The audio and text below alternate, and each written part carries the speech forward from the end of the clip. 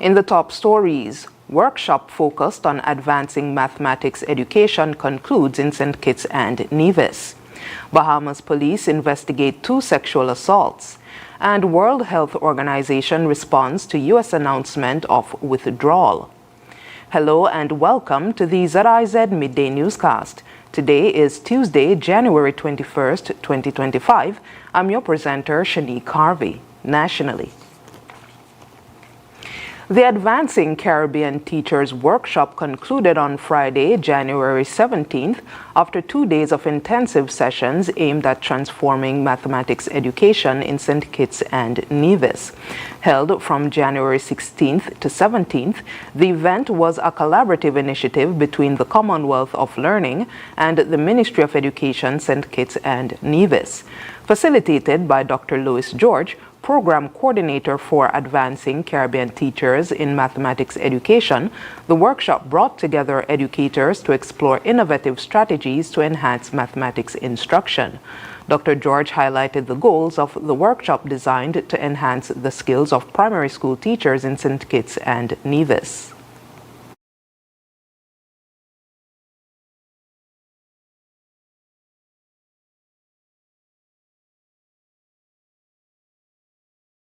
The purpose of the 2-day workshop is to strengthen our primary school teachers' competency in teaching mathematics, particularly on the ability to facilitate conceptual development in students. The hope is that our primary school teachers would be better equipped, better able, and more confident to teach. We hope that this will be a really fulfilling activity for our teachers and beneficial to our students in St. Kitts and Nevis.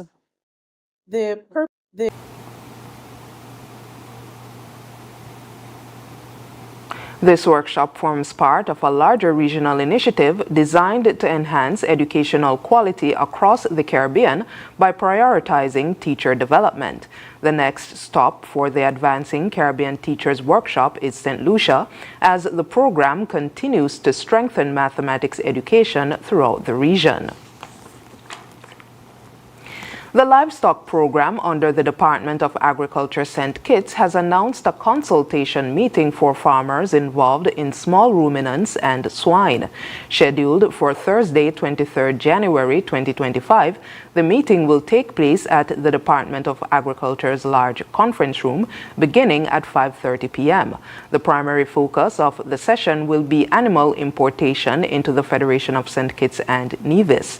Discussions will explore farmers' interest in introducing new genetics, as well as available importation options, associated costs, and projected timelines. The department is encouraging all livestock farmers and other interested parties to participate, emphasizing that this meeting provides a platform to address long-standing concerns and develop sustainable solutions. For additional information, individuals can visit the Veterinary Services Office or call 465-2110. The government and people of St. Kitts and Nevis have expressed heartfelt gratitude to former U.S. President Joe Biden for granting a posthumous pardon to the Right Excellence the Right Excellent Marcus Messiah Garvey. According to a statement released by SKNIS, this historic decision addresses a long-standing injustice and honors Garvey's transformative contributions to Pan-Africanism and global empowerment. Garvey, who visited Bastir in 1937, delivered an inspiring address at the Mutual Improvement Society Hall, now a historic landmark. His words, "Your country can be no greater than yourselves. Your St. Kitts and Nevis will be no greater than your mindset," remain a powerful call to self-determination. Prime Minister Dr. Drew called the pardon, quote, "a momentous acknowledgement of Garvey's lifelong dedication to justice and equality," end quote, adding that it highlights the importance of addressing historical wrongs and celebrating those who shaped our collective identity. St. Kitts and Nevis congratulated Jamaica, Garvey's birthplace, and his family for their tireless efforts in preserving his legacy.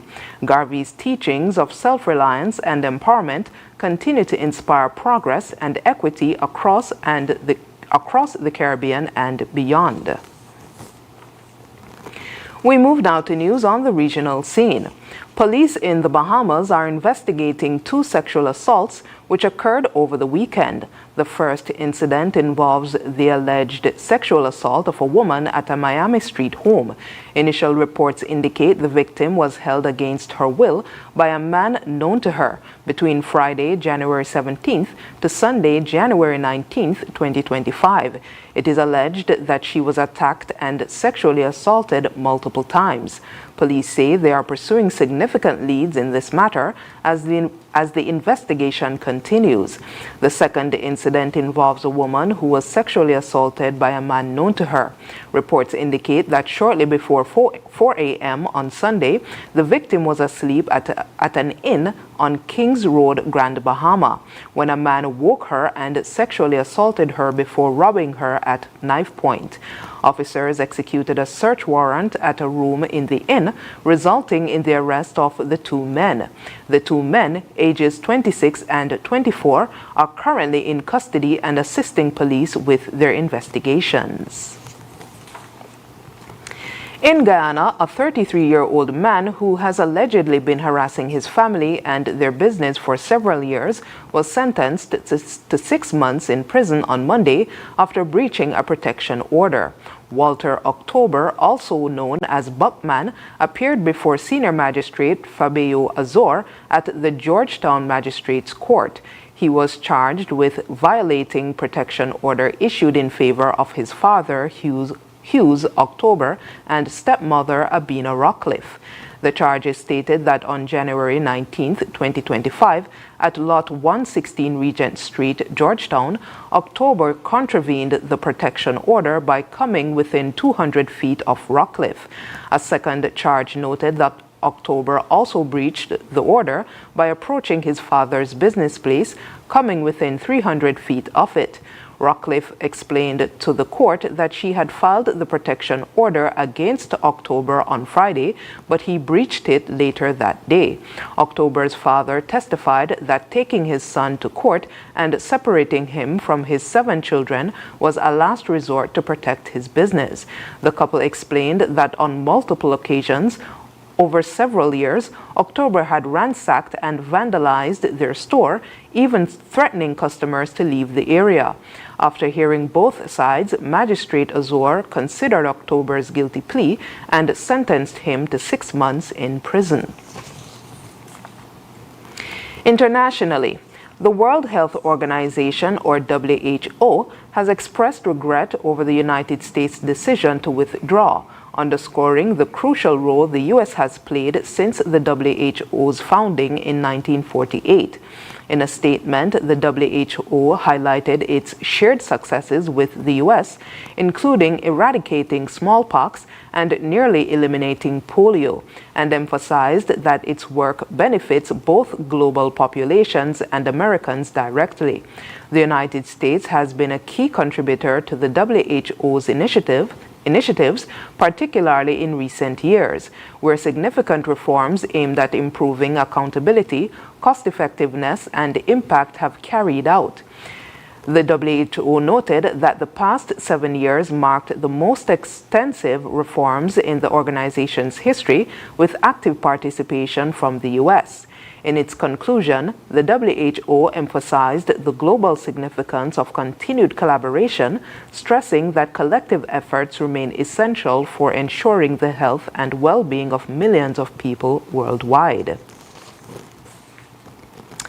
On his first day back in office, President Donald Trump used his clemency powers to pardon or commute the sentences of more than 1,500 individuals charged in connection with the January 6, 2021 U.S. Capitol riot.